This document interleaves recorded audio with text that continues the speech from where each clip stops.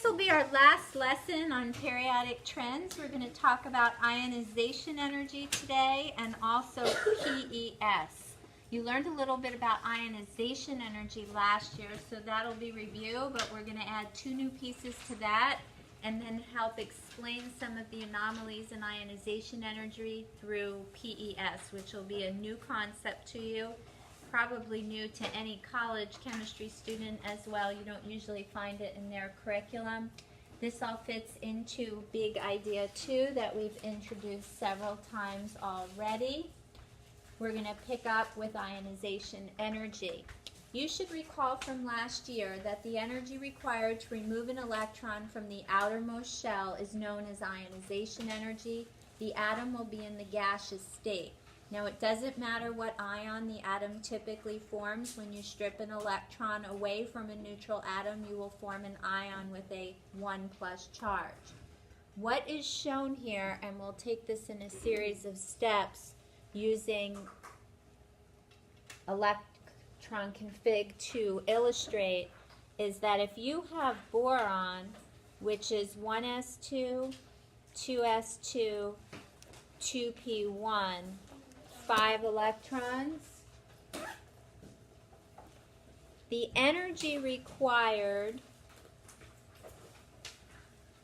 to strip the electron from the outermost shell, forming an ion, is known as ionization energy. This will be the electron that was stripped from the 2p subshell. That's as much as you would have learned last year. We're going to take it further this year. I can then take this species, and through the addition of energy, I can strip an electron from its outermost shell, forming an ion with a 2+ charge.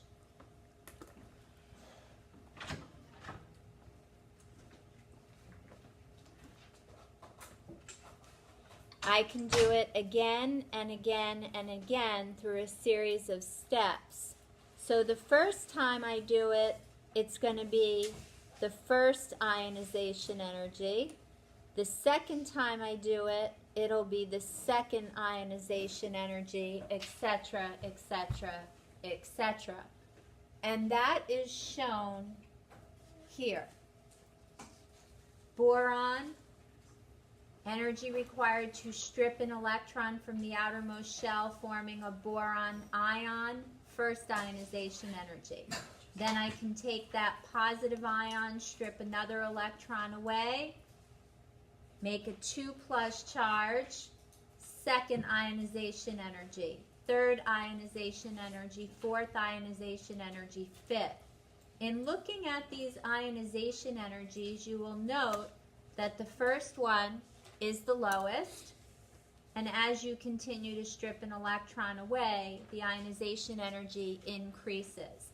But if you look at these 5 right here, you can see that these are somewhat close to one another, but then you get this huge jump between the third and the fourth ionization energy.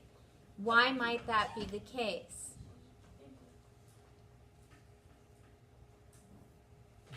Because then, for the fourth ionization energy, they have to remove an electron from a different shell. Right, and that's what you're looking at right here. So if you have boron, 1s2, 2s2, 2p1, the first electron to be removed is from the 2p subshell. The next electron to be removed is also from the second shell, but the 2s subshell. The third one's from the 2s subshell, but the fourth electron would be removed from the first shell. It would be a core electron, an electron that's closer to the nucleus without any electron shielding. So if you are given a series of ionization energies such as this one here, if you find the big jump, you can figure out what group the element is most likely located in. The jump here is between the third and the fourth ionization energy. That means the fourth electron to be removed is a core. That means it has 3 valence electrons, and for a main group element, that would correspond to group 13. So it says the first electron removed is from the highest energy subshell 2p, and that electron's not as tightly bound as electrons in the 2s orbital. What you're going to see here as we work through is it's not just that electrons are in shells. They're also in subshells, which you already knew. What you're going to learn here is that the electrons in different subshells of the same shell don't have the same binding energy. So it's easier to remove an electron from the 2p subshell than it is to remove for the 2s subshell for an element in period 2.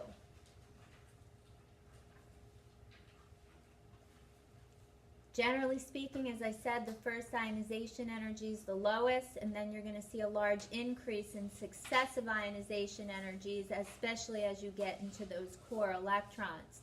So looking at this table here, let me make it a little bit larger so that you can see. Again, sodium's big jump is going to be between the first and second ionization energy, and that's because sodium has 1 valence electron, and when you go to remove the second one, you'll be purling a core electron from the 2p orbital. Magnesium's in group 2. The big jump occurs between the second and third ionization energies, and that's because magnesium has 2 valence electrons. The third electron to be removed would be a core one. Aluminum, you see the jump here, silicon here, etc. And it's a notable jump, so it's pretty easy to find. And if you look at your practice quiz, just so you could get a feel for the type of question that might be asked, if you look at part 1, for example, number 19, if you didn't pick up a practice quiz, please do so off my desk at this time. You want to look at question 19 in part 1. You'll get this in a little bit.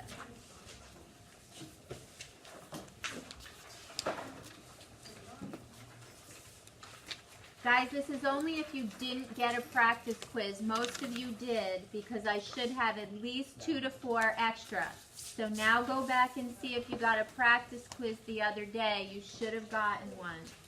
I'm sure you did. So if you got one, put it back in the pile. Most of you did.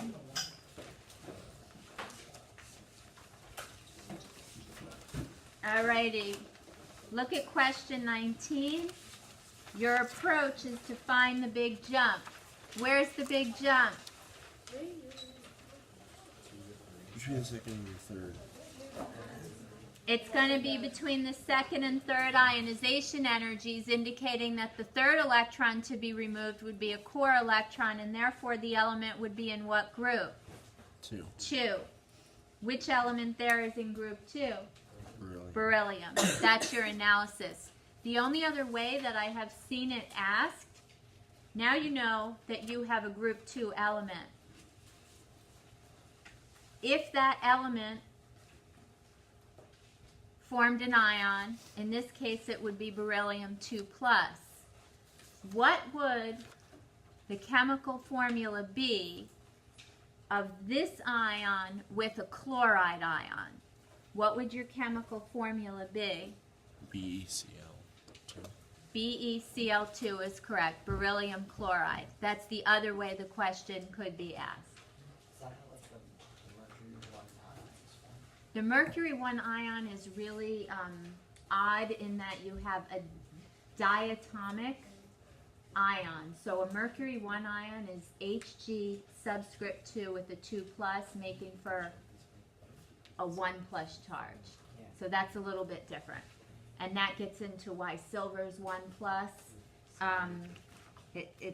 You've got some, actually that reasoning is a little bit different, but you've got some weird little ions in there as you can lose electrons from the D.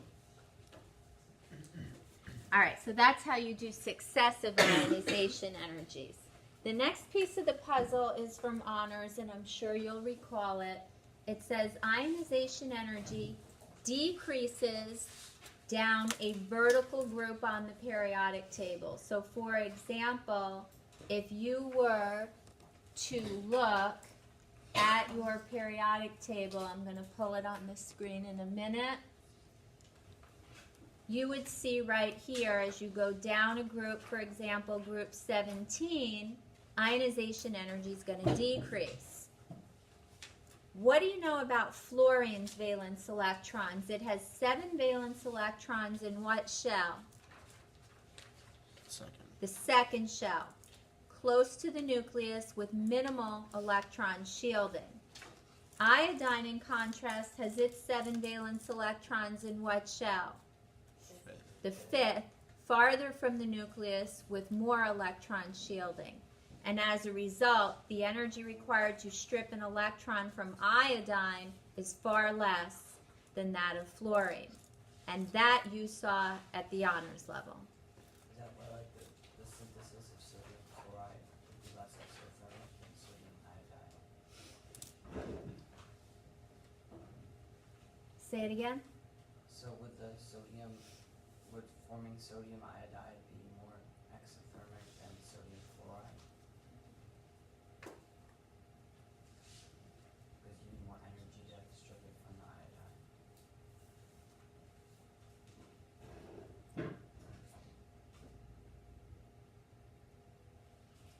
Is it less exothermic or more? Oh, I'm asking. I never thought about it.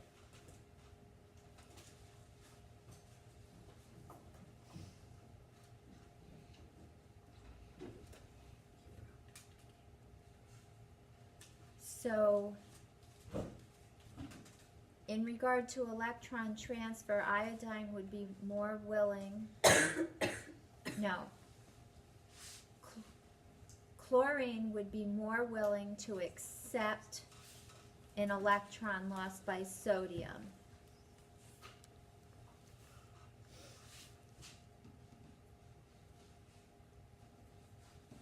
But it's also then that the radius is smaller, possibly. And we can look that up in regard to the,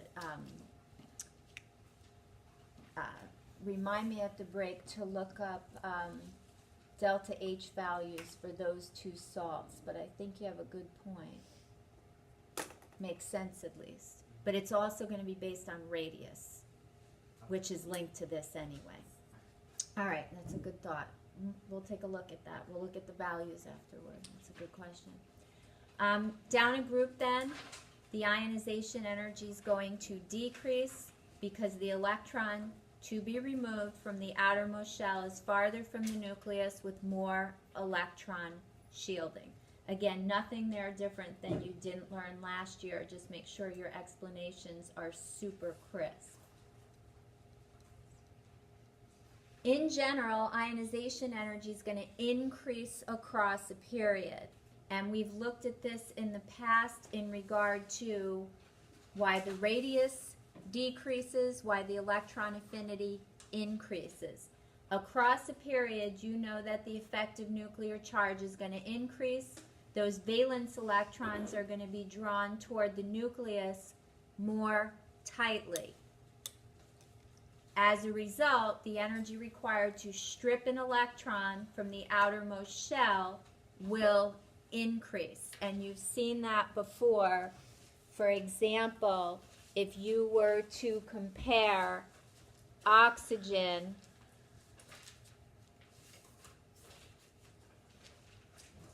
my pen got ahead of my brain, and fluorine, you have 1s2, 2s2, 2p4, 1s2, 2s2, 2p5. You would have 8 protons and 8 neutrons in the nucleus of oxygen, and then in the first shell you're going to have the 2 core electrons, and in the second shell you're going to have the 6 valence electrons. Similarly, 9 protons in the nucleus here, 10 neutrons.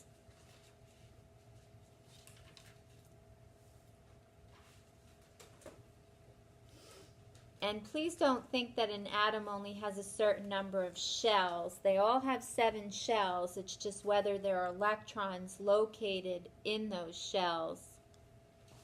And sometimes your explanations get messed up because you're not specific in specifying electron location. So what you can see across a period, as we talked about the other day, is there is an increase in the effective nuclear charge. As a result, the valence electrons are drawn more tightly to the nucleus with the higher effective nuclear charge, so the energy required to strip an electron from the outermost shell will increase across a period in most cases. But there are a few exceptions. And again, there's nothing there you didn't see last year.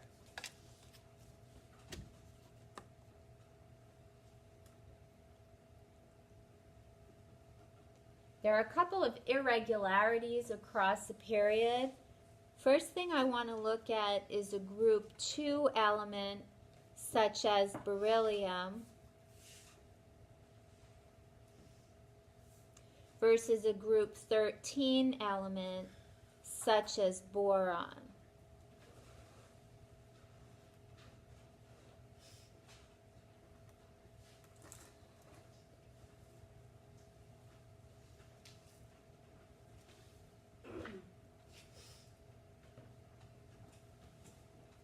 I'm just going to draw this linearly because it'll be easier to see.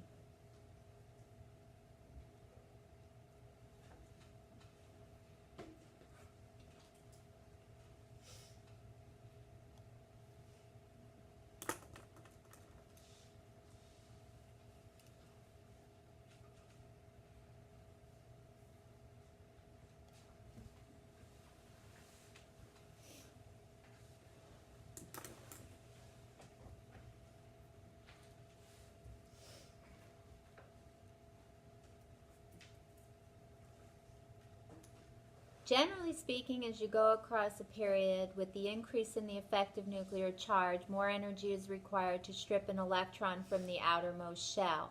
However, we are going to see that the ionization energy of boron is actually less than that of beryllium. Where would the electron from boron be removed from? From which subshell? 2p subshell. So here's 1s, 2s, 2p, 1s, 2s, 2p. So the electron would be removed from the 2p subshell, and this electron is not bound as tightly to the nucleus of the atom as electrons in a 2s subshell. And as a result, there's a slight decrease in ionization energy to remove the electron from the 2p subshell for boron as opposed to removing the electron from the 2s subshell of beryllium. The other thing I want to mention is that this is the 2p subshell, all 3 orbitals. This is a px orbital, a py orbital, a pz orbital. Don't be confused with the nomenclature there. In your notes I've indicated that a single p electron is easier to remove than a paired s electron. The p electron is bound less tightly than the s electron in the outermost shell, and thus less energy is required to strip that electron from the outermost shell. And let me add one thing to that, because a single, let's say a px electron, because then you'll really know where it is, otherwise you might be confused there. So I'm going to add X right there. I think that'll really nail it down. So again, the reason why boron has a lower ionization energy than beryllium is because the electron in the 2px orbital is not bound as tightly to the nucleus of the atom as electrons in the 2s orbital. And as a result, it does take less energy to strip it away. There's a second anomaly I want to show you, and again, I don't memorize all the groups and stuff. You'll drive yourself nuts. Look at the configs and push it through that way. Which ones are the core electrons? It's only the one. The core electrons are electrons that aren't valence electrons, so an inner shell. So in this case, in 1s. But if you were in period 3, your core electrons would be in the first and second shells. So all those that aren't valence. All right. There's a second anomaly as well. Let's take a look. We've got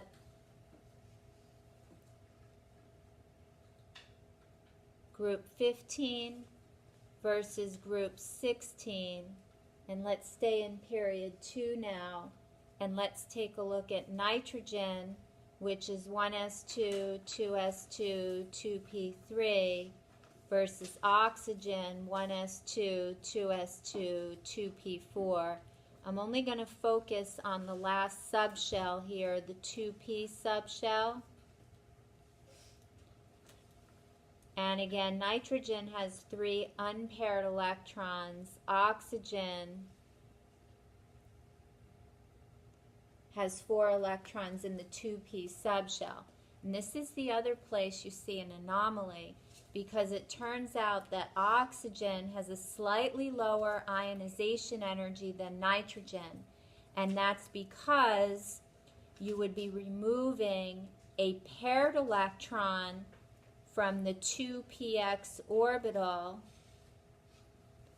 If you have 2 electrons in the same orbital, what do they experience? They're both negatively charged, so they experience repulsion. So they're going to repel one another. And it actually takes less energy to strip away one of the paired electrons from the 2px orbital than it does to remove the electron from the 2pz orbital. So oxygen has a lower ionization energy than nitrogen.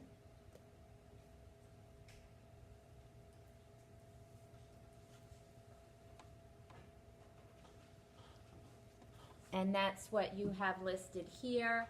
A paired electron in the px orbital requires less energy to strip than an unpaired electron in the pz. And that is because what? The paired electrons are experiencing Repulsion. electron-electron repulsion. And you would typically write that electron-electron repulsion. You can write electron-electron if you want. Electron-electron repulsion.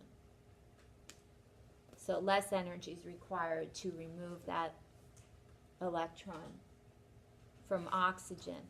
Now that repulsion piece is only going to work in the px orbital. Once you fill that one with a paired set, you're not going to have this as a reasoning.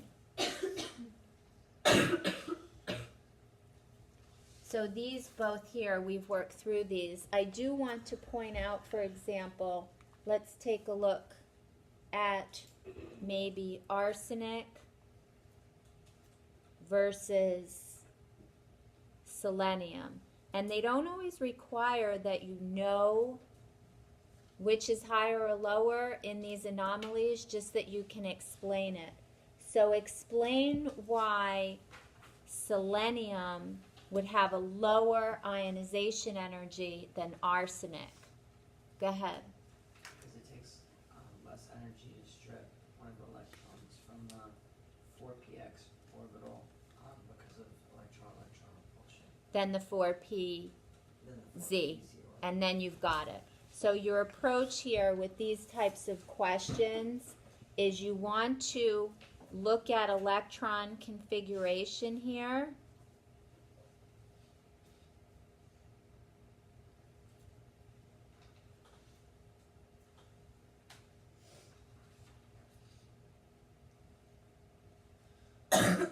You want to really look at, especially between group 15 and 16, that last subshell.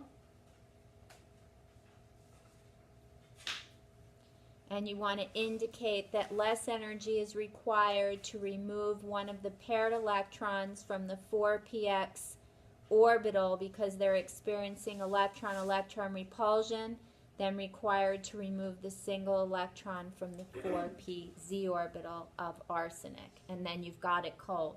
Pay attention to what period the elements are located in. Don't use the wrong subshell because you'll just kill your answer. Be careful there. But I don't foresee you having any difficulty with that.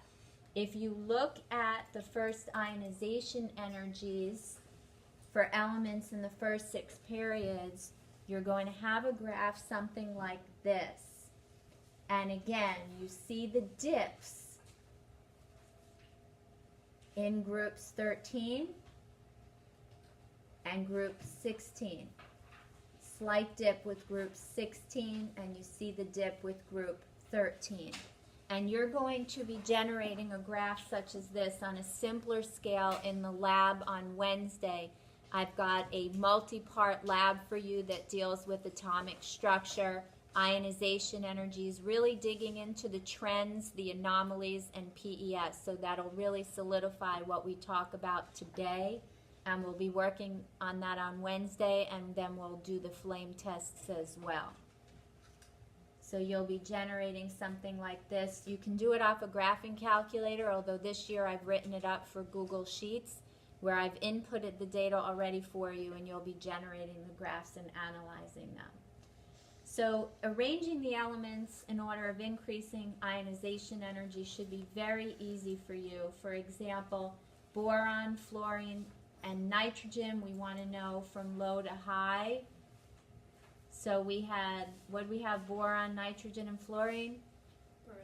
Beryllium, nitrogen, and fluorine. So which would be the highest? Highest ionization energy? Fluorine. It has the greatest effective nuclear charge. It pulls its valence electrons in the tightest. It takes the most energy to strip an electron from the outermost shell. Barium, beryllium, and calcium.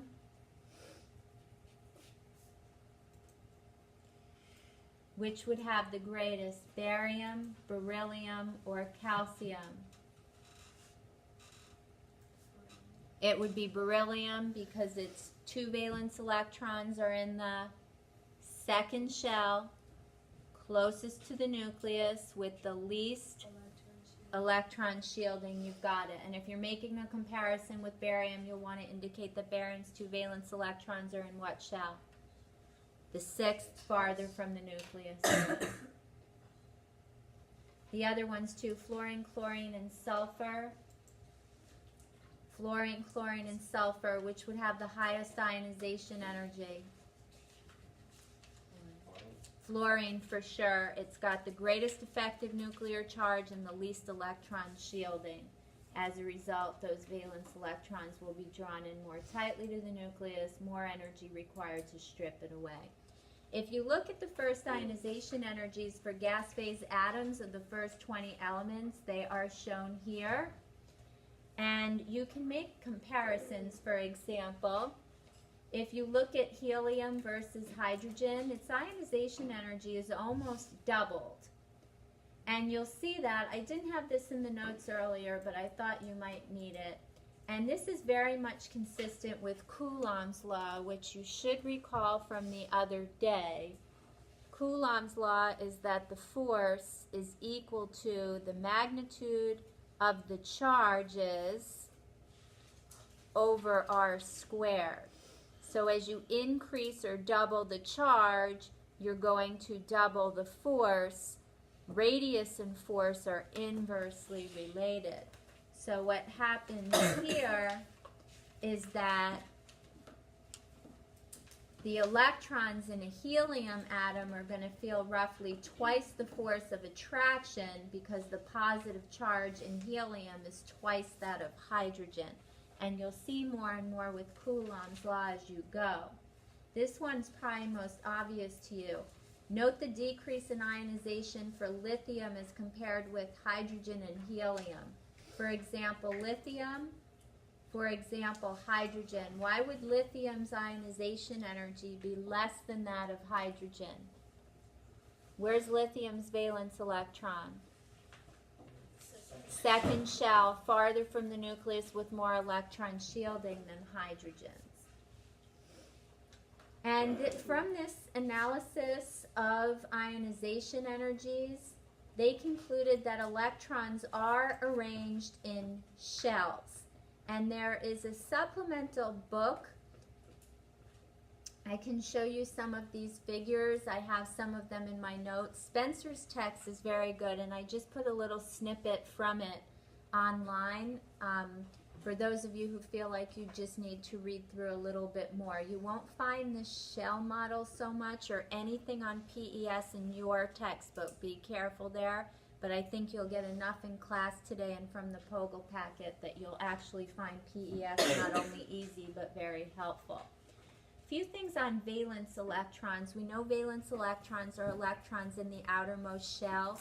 We're always interested in valence electrons in regard to forming compounds, and that's because the valence electrons are the ones that are involved in forming bonds between atoms.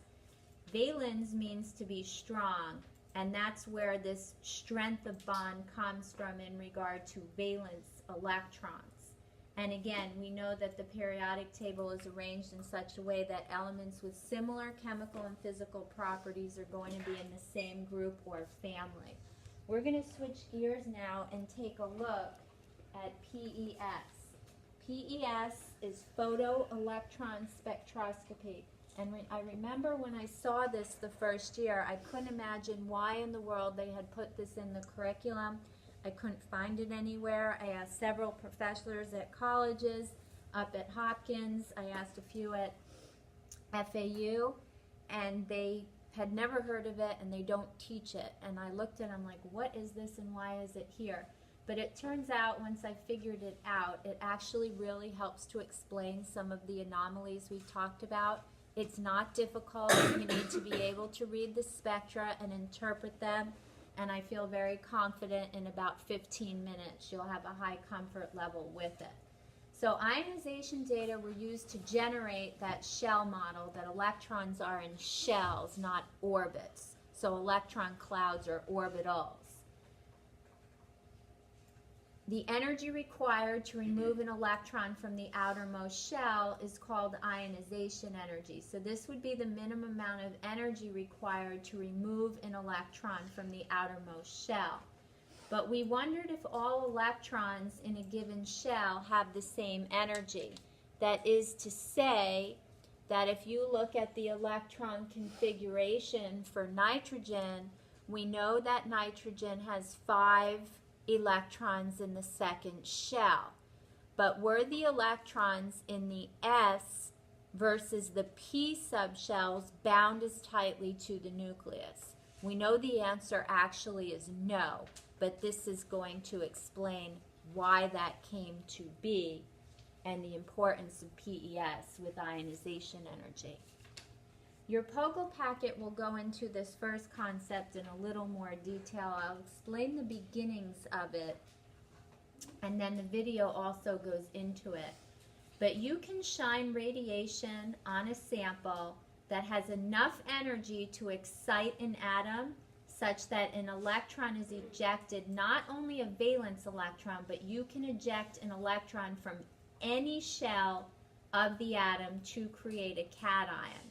And this is going to go back to what we talked about the other day with those dancing molecules. So if you look at this table shown here, we said, all right, if you want a molecule to rotate or spin around, you need energy in the microwave region.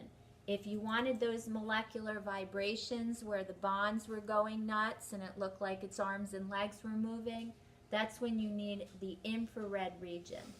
If you want to eject a valence electron, so an electron from the outermost shell, visible to the UV region. But if you want to eject a core electron, you're going to need X-rays to do it. More penetrating power, higher energy, higher frequency, lower wavelength. So be comfortable with that relationship. So in this regard, you could use a photon to eject a core electron. And that's what's shown here. So you can shine radiation on a sample. So a photon, energy is equal to Planck's constant times the frequency. Hit it hard, and you can eject an electron either from the outermost shell or even core electrons. The energy of that photon would be equal to the ionization energy plus the kinetic energy of the electron once it's in motion after it's been ejected. And again, your packet's going to go into this a little bit more, but I don't think this is that critical. What PES allows the chemist to measure is the energy needed to remove any electron from the atom. And we're going to look at a series of plots. The axes are a little bit different than what you're accustomed to. So really focus here. On the y-axis, you have the intensity of the observed signal. That's going to tell us how many electrons are in the subshell. The height of the peak tells you how many electrons in the subshell. On the x-axis is the energy needed to eject the electron. And note, it's going backward. It's going from low to high. So the higher energies are closer to the origin, if you will. The unit is megajoules per mole. 1 megajoule is how many joules? 10 to the 6th. Gotta know that. And you're going to see profiles such as these. These are simulated PES of neon and sodium. We're going to take a look here first at neon. You will see the height of this peak will signal 2 electrons, and that's why the height of the 1s peak is the same as the 2s peak. You will see the height of the 2p peak is going to be 3 times that, because there are 6 electrons in there. So the height of the peak tells you how many electrons are in the subshell. You'll see the binding energy differs. You'll see that the valence electrons have a lower binding energy than the core electrons. And that's because the core electrons shield the valence electrons from the nuclear pull. You will see that the binding energy of the 2s subshell differs from the 2p subshell. And this helps explain why, for example, aluminum's valence electron is easier to strip because it's in the 2p subshell and it's not bound as tightly toward the nucleus as those electrons in the 2s subshell. You can see here sodium. Why would the height of the 3s peak be half that of the 2s peak? Ryan, stand up. You're wasting time right there. Stand up. You'll stay awake.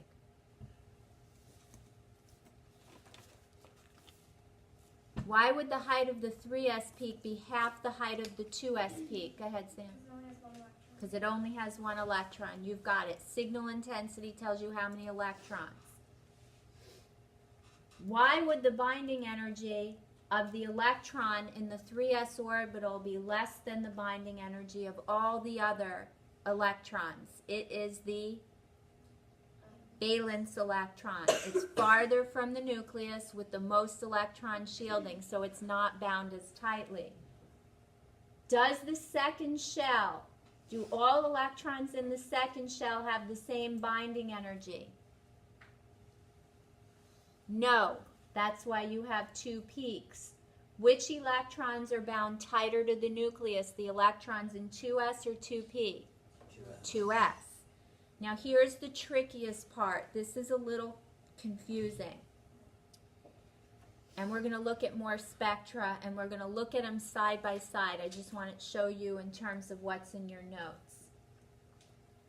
Look at the binding energy for neon's 1s electrons versus sodium's 1s electrons. Which electrons have greater binding energy for 1s, neon or sodium? Sodium. Why? More electrons shielded. So it's harder to strip from electrons. You're comparing electrons in the first shell in both cases. Because there's a greater effective nuclear charge. Same effective nuclear charge for group 1. There's more, a lot, there's more cells are built. Wait, yeah, it's not. Periods. Based on the atomic radius. They're in different periods. They're in different periods, so. Which one has more protons? Did you say it, Neil? Yeah. Go ahead. Which one has more protons? Sodium. So sodium has a greater nuclear charge. It has 11 protons compared to neon's 10. So as the nuclear charge increases, the binding energy comparing the same subshell. So the electrons in that subshell will be bound more tightly with the greater nuclear charge.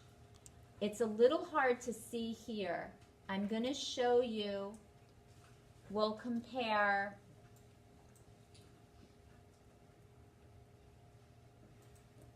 neon and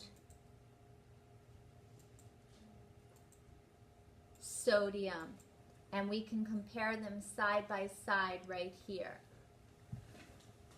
Neon's in blue, sodium's in pink. Yes? 1s electrons right here. Which electrons are bound more tightly toward the nucleus and why? Sodium's, because it has a greater nuclear charge. You see the same thing for the 2s. You see the same thing for the 2p. Why is the height of this peak only half the height of this peak? It has 1 valence electron as opposed to the 2 electrons in the 2s. Good. We'll look at more of them there. This is actually a better picture than what's in your notes, right? I agree.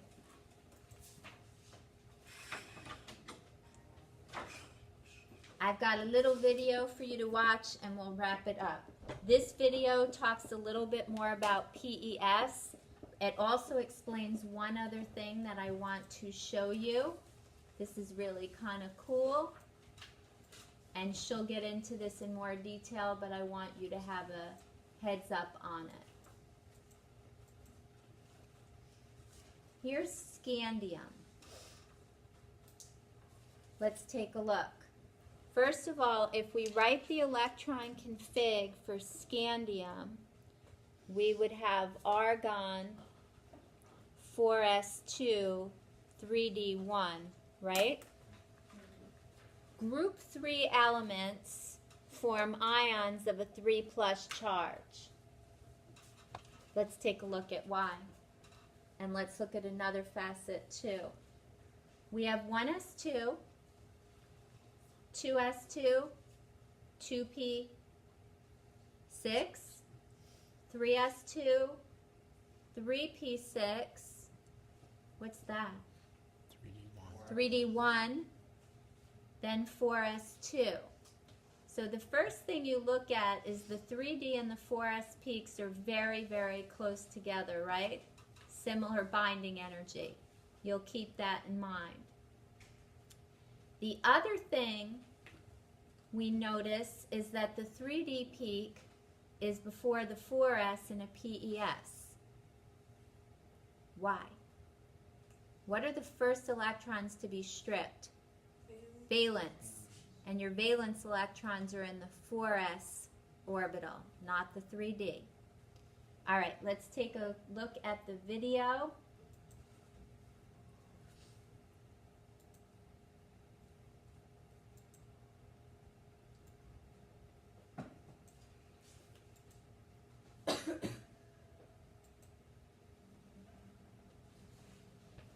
Hello all. In this podcast, we're going to discuss how do scientists measure ionization energy. Okay, so how do they determine that value?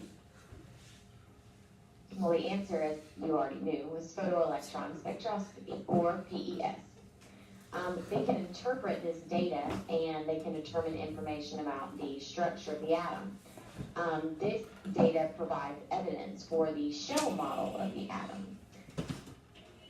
PES works, basically all light consists of photons which all have a specific energy.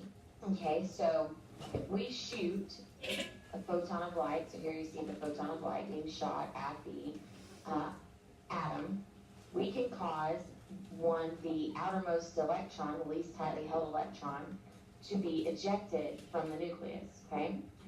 And we can measure the energy with which it hits a plate. Okay, so it's very similar to the photoelectric effect. Right, here's another depiction, okay? So you shoot the light at it, it comes off, you measure the energy here, you know the energy that was put in, and you can subtract to determine the energy needed to remove that electron. All right, now these energies that we get, they tell us specific things about the atom. Specifically, they provide evidence of the shell model. Probably not the most interesting thing to you. You probably want to know more about how do I read these spectra? Well, let me tell you. The intensity or the size of each of these peaks tells us relatively how many electrons are in that particular energy level or that shell. Okay, so here we can see lithium, 2 electrons in this peak, which is twice as big as this peak that has only 1 electron. Okay, so if there were 4 electrons on another shell, you would expect to see it twice as big as this one, and then 4 times as big as this very small one over here. Okay? Alright, that doesn't tell us the full picture. To understand the full picture, we really need to look and see what each of these things tell us. Okay, well we know that the very most tightly held electrons are going to be the ones closest to the nucleus, and those are going to be particularly our 1s's, right? So we know that right here in this peak, that's a 1s2. After 1s2, Here, I'll move through this because you pretty I much need have that to that be a down. 4s1. Okay, so what element is this? So what element is that? Potassium is correct. You guessed potassium, you're right. Go you. She not was. Alright, look at this next spectra over here. Alright, this next spectra is a little bit Take a look tricky. at this one. Alright, first off, you should notice immediately you don't see 2 peaks of the same size like you did over here, okay? So what that tells you is that they have emitted the very first energy, the 1s energy. Okay, so the 1s2, it's somewhere over here in oblivion, we can't see it. So the graph actually starts with 2s2. You know this because there's only 1 small peak to begin with. Okay, so if there are 2 small peaks, it starts with 1s. If there are only 1, it starts with 2s. Okay, now after the 2s comes the 2p. So here we have our 2p6. If you guessed 3d, you were right. Okay, so when we're talking about removing electrons from an atom, we're going to remove them a little differently than we put them in. We put them in after the 3p6 comes the 4s2 and then the 3d10, right? Well, they don't come off in that order, okay? They have to come from the outside ring first. So they're going to come off this 4s ring first. So the 4s energy is going to be lower than the 3d, okay? Because the 3d is closer to the nucleus. So this is the 3d, which means this is the 4s, and this is the 4p. Now, is it a full 4p? If you look at the sizes of the peaks, they're the same size. So that tells us this has to be a 4p6. Okay? Alright, that concludes all. And so that's just a little bit more about PES. That video link is in your notes, so you can take a second look at it if you want. There are some additional ones as well. You can see here that the binding energy of subshells that are in the same shell are not the same, and this really does help to explain some of the anomalies in ionization energy that we mentioned. As I said, the 2p orbital would contain electrons that are less tightly attracted to the nucleus than those in the 2s. So I think PES really helps to explain that. I have a few multiple choice questions that I'd like to look at with you. Before doing so, I just want to remind you of a few other things in regard to the periodic table. You do know that most elements on the periodic table are metals. You have your nonmetals over here. Remember, the stair-step line starts under boron, so it goes here, here, here, here, here, here, here, here. If you have an element that touches a vertical or a horizontal of the stair-step line, it's a metalloid. Just be careful, because aluminum and polonium do touch verticals, but they are metals. So metalloids are going to have properties somewhere in between metals and nonmetals. They won't conduct electricity as well as metals, but they will conduct electricity better than nonmetals. So be comfortable with that. Other than that, I think it's really just all review. Remember, as you go down a group of the periodic table, for example, group 1, your metal reactivity increases and increases. That's why you drop cesium in water, you're going to get a huge explosion. Lithium, not so much. So metal reactivity increases down a group because the valence electron to be lost is farther from the nucleus with more electron shielding. It's more likely to be lost. Hence, the metal is more reactive. If you want to watch the video, it's there. The most active nonmetal is going to be fluorine, because fluorine wants to attract the one electron. It's attracting it closer to the nucleus with the greatest effective nuclear charge. You know the noble gases are in group 18 of extremely low reactivity. It says lack of reactivity, but there is some reactivity, and we'll be looking at that when we draw compounds. In regard to the flame colors, we're going to do that in the lab, and you don't need to know the colors anymore. And the other stuff we did back in chapter 4 with writing those chemical reactions, we talked about putting a metal into water, getting a base in hydrogen gas.